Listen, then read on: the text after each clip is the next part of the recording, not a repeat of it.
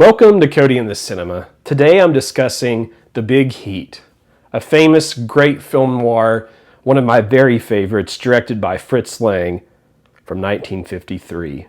Martin Scorsese actually said it was kind of plain compared to some of the older classics. You think of something like M or Metropolis by Fritz Lang.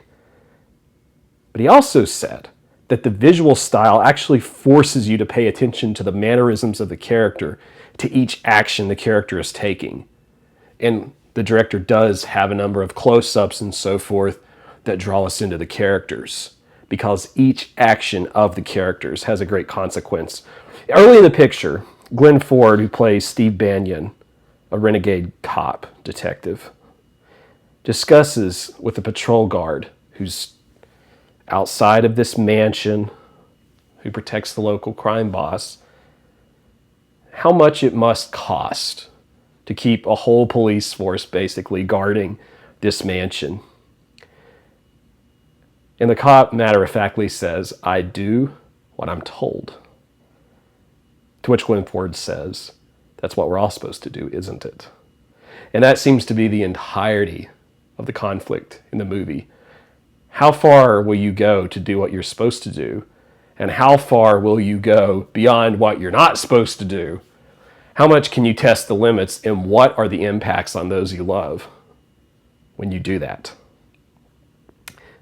One of the key points in this plot that is brought up repeatedly is the treatment of women, specifically women of supposedly low value in society. For example, early on when Glenn Ford is investigating the death of a possible prostitute, we see her referred to as a fly, or anyone else like her working in the restaurant or the bar as a fly. Insignificant. And when some of the characters speak like that of the women, it adds a different level of grimy sliminess to it.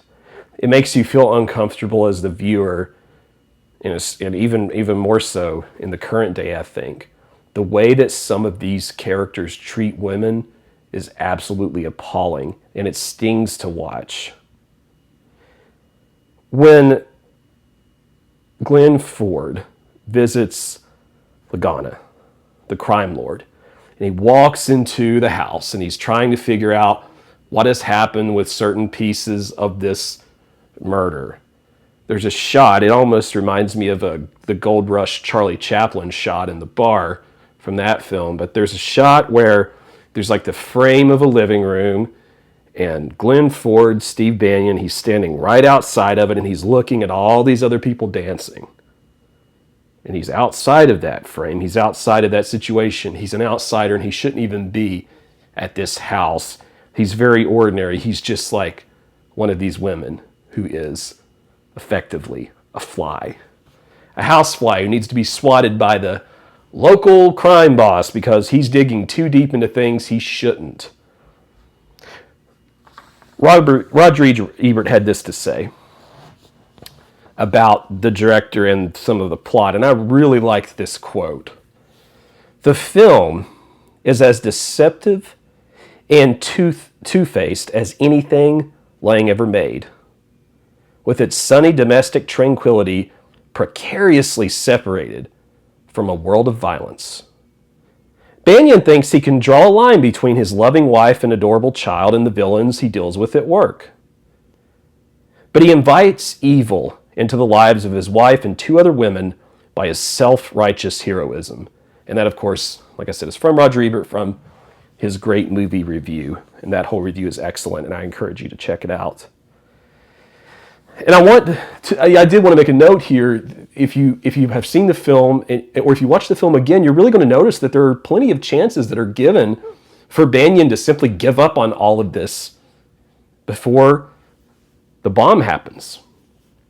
He's asked by his boss. He's given not so subtle hints at the bar. Time and time again, he continues on. And it might be tempting on your first watch to think that, oh, he's the good guy trying to solve the real crime, but to what extent is that actually true? Because he goes so far with this that he endangers basically everyone And why is he doing that? It's unclear. Is it self-righteous? Is it just his own sense of vengeance as a person?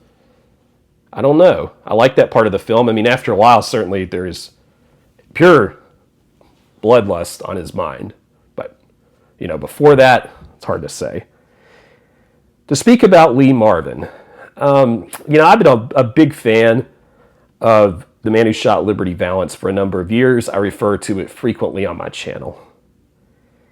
In Liberty Valance, that particular character, as mean as Liberty Valance was, there's never really a time in that movie that we don't get a sense that a better gun, a smarter person, the hope of education, political power, John Wayne, something will interfere and solve that particular nemesis. The entire time we're watching The Man Who Shot Liberty Valance, we really feel like Lee Marvin is a temporary villain who will be vanquished in a Shakespearean arc kind of way.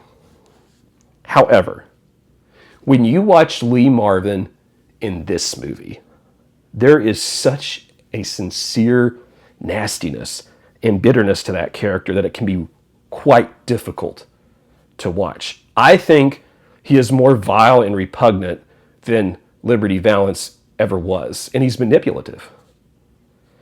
I'm reminded of a quote. There's a part in The Departed, there's a scene in The Departed, which is a Scorsese picture, where Ray Winstone's character tells Jack Nicholson after he's done something terrible, he says, "Francis, you really should see someone."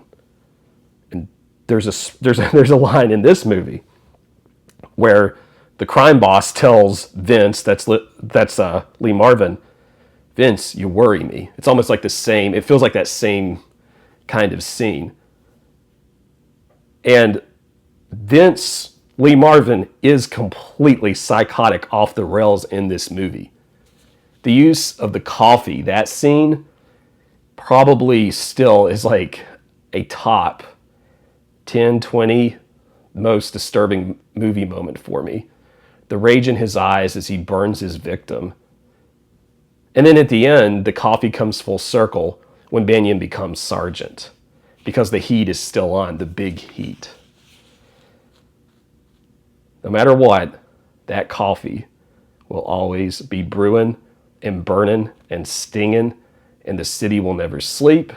For what it's worth, there are some terrific city shots as well. I felt at times, especially when I rewatched this, that I was seeing parts of M.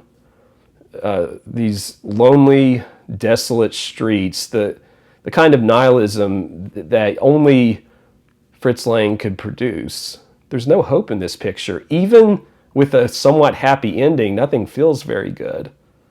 Especially when Banyan has to leave his own house after the car bombing. It's really upsetting. And what I'm left wondering after the final frame is this. I think about the coffee. I think about him asking for a fresh pot of coffee. There's a suggestion throughout that he might become like Vince, that kind of level of evil, and maybe he's teetering on that throughout the whole picture, even though he's supposed to be the good guy. And I can't help but wonder if he's not going to be the next corrupt police chief or sergeant or piece of the political pie, just like when he was on the receiving end of that at the beginning. This is one of Fritz Lang's best films that I've personally seen, and one of the all-time great film noir pictures. If you are into a lot of these Double Indemnity, Maltese Falcon kind of movies, this is something you absolutely should see, and you will love, and you should rewatch it, because I did include spoilers in here, so I would think a lot of people watching this have already seen it, but it's so entertaining, it's so well done, and I just love how rewatchable it was. I mean, it's a great film. So those are my thoughts on The Big Heat.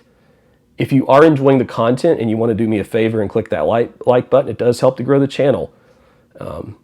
Comments that you leave, other thoughts I may not have covered about the picture, please do that. That always helps grow things as well. And don't forget to hit that subscribe button. and we'll see you next time on Cody in the Cinema.